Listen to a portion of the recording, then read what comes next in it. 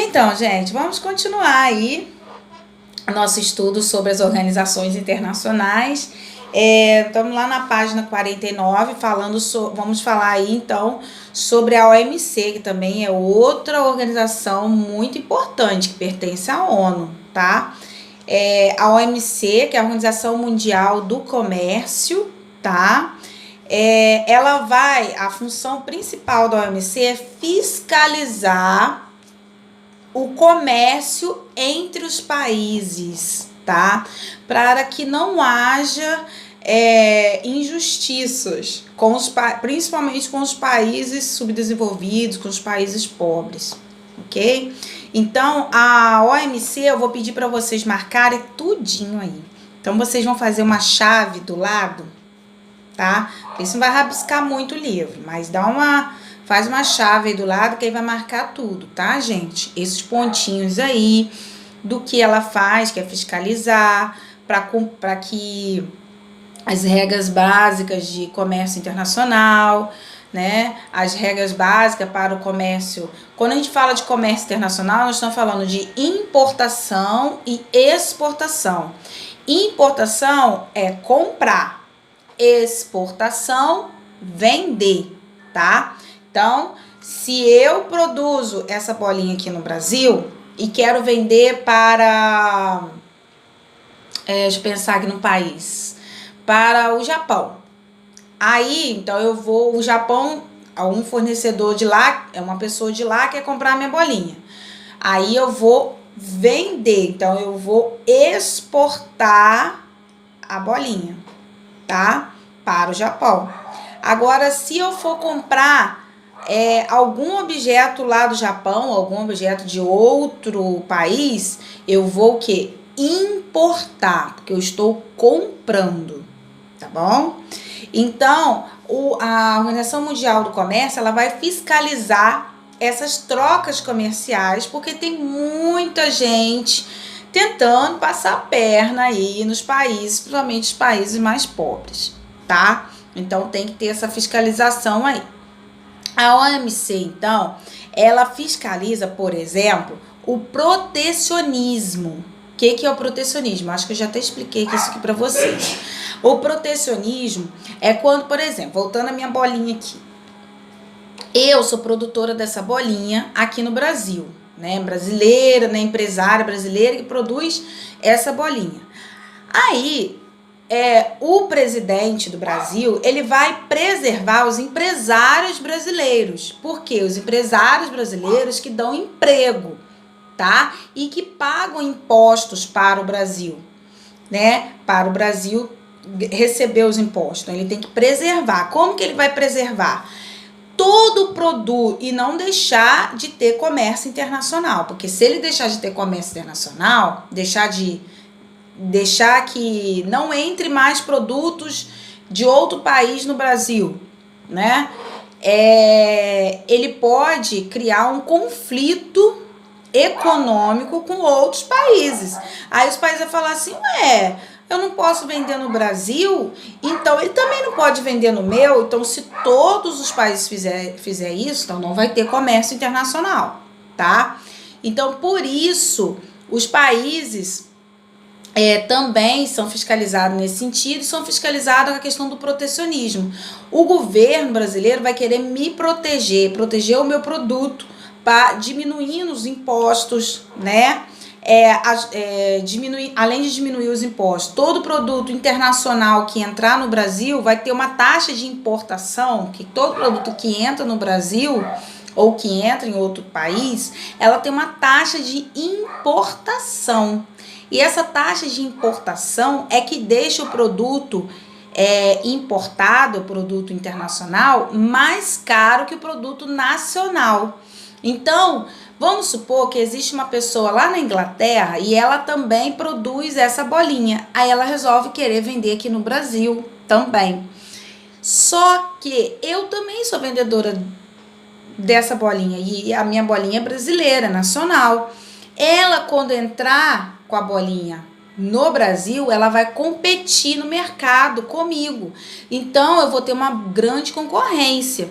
Se o governo brasileiro não colocar uma taxa de importação mais alta no produto dela, ela vai ter o produto mais barato que o meu e as pessoas vão deixar de comprar o produto nacional para comprar o produto internacional. Só que o produto internacional, o dinheiro volta para lá, né, para o país de origem. Ele não fica aqui no Brasil, né? Fica só uma porcentagem. A única coisa que fica no Brasil é o valor da taxa de importação.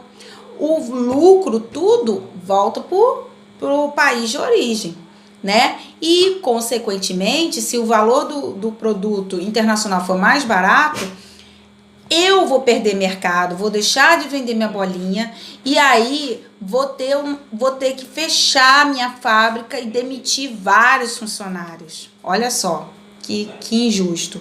Então a OMC ela vai fiscalizar isso para saber por que tá tendo essa por que o Brasil está com uma taxa muito alta de importação, está fazendo esse protecionismo, né? Então tem que ser uma coisa mais justa. E todos os países fazem isso, tá? Dei exemplo do Brasil, mas todos os países fazem a questão do protecionismo. Mas tem que ter a fiscalização da OMC para que não seja exagerado, tá?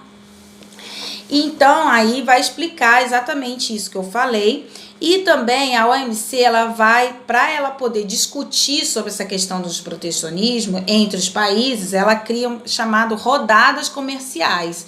Essas rodadas comerciais são as reuniões que são os representantes dos países, né?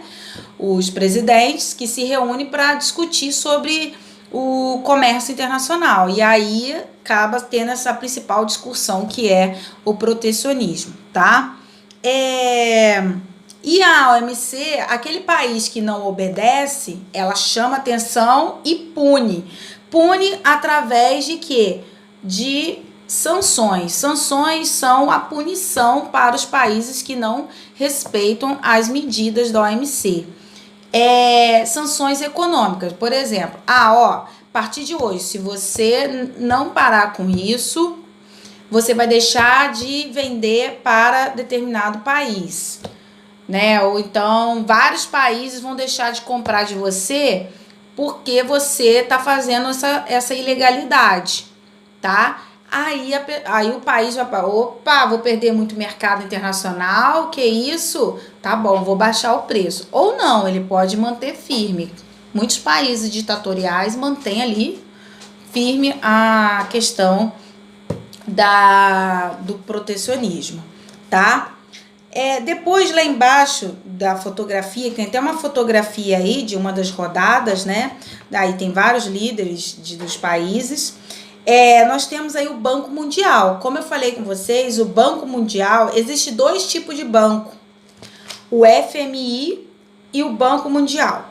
O FMI é para empréstimos quando o país está com crise econômica, tá? O FMI empresta dinheiro. Todos 2 são bancos. E banco, quando empresta, qual que é o produto do banco? O dinheiro. Se ele vai te emprestar, ele vai cobrar juros. Por que esses juros? Os juros é o lucro dele, né? Porque ele está te emprestando, o tempo que você ficar com dinheiro, ele tem que receber por isso. É igual quando a gente aluga um carro ou paga um táxi. O tempo que você está andando nele, no táxi, você vai pagar ao motorista o tempo que você ficou, o tempo da viagem que você fez no táxi, né? Então, o tempo que você usou aquele veículo. A mesma coisa um ônibus, a mesma coisa quando a gente aluga uma casa, tá? Então, o tempo que você está usando aquele objeto que não é seu, você tem que pagar por ele, tá? Então, o Banco Mundial e o FMI são bancos. Então, empresta dinheiro a juros. Mas vai emprestar dinheiro para quem? Para os países, tá? Então, o FMI empresta dinheiro quando tem crise econômica. O Banco Mundial, ele foi criado anteriormente, o nome dele era BIRD, ele foi criado para reconstruir os países que foram devastados pelas guerras, tá? Depois, como acabou as guerras, graças a Deus, ele passou a ser usado para emprestar dinheiro aos países que estavam, por exemplo, aconteceu uma catástrofe, um terremoto, né? Aí destruiu o país, aí o país não tem como se reconstruir, aí pega dinheiro emprestado com o Banco Mundial, tá? Então, para reconstrução de países no caso de catástrofes naturais, né? De fenômenos naturais. Por isso que, ou por algum motivo, né, em questão de guerra, tá? Por isso foi criado o Banco Mundial. Então, no Banco Mundial, vou pedir para vocês marcarem. Pode marcar ele todinho, que não tem jeito, tá, gente? Ou, por exemplo, aconteceu uma seca. Uma seca no país, no mundo inteiro, não tá chovendo. Então, as plantações vão ficar toda seca, não vai ter como produzir alimento. Aí, o Banco Mundial ajuda os agricultores também, tá, gente? Também atua na agricultura. E aí a última organização aí da página 49 é a OCDE, que é a Organização para a Cooperação e Desenvolvimento Econômico.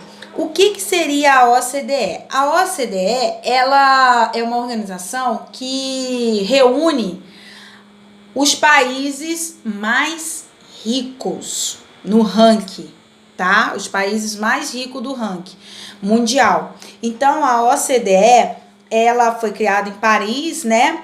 E ela costuma promover o crescimento também do comércio mundial e estimular os investimentos em países em desenvolvimento. Mas ela é formada pelos 34 países, né?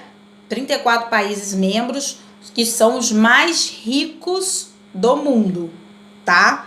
O Brasil não faz parte, mas é como um parceiro-chave, sabe?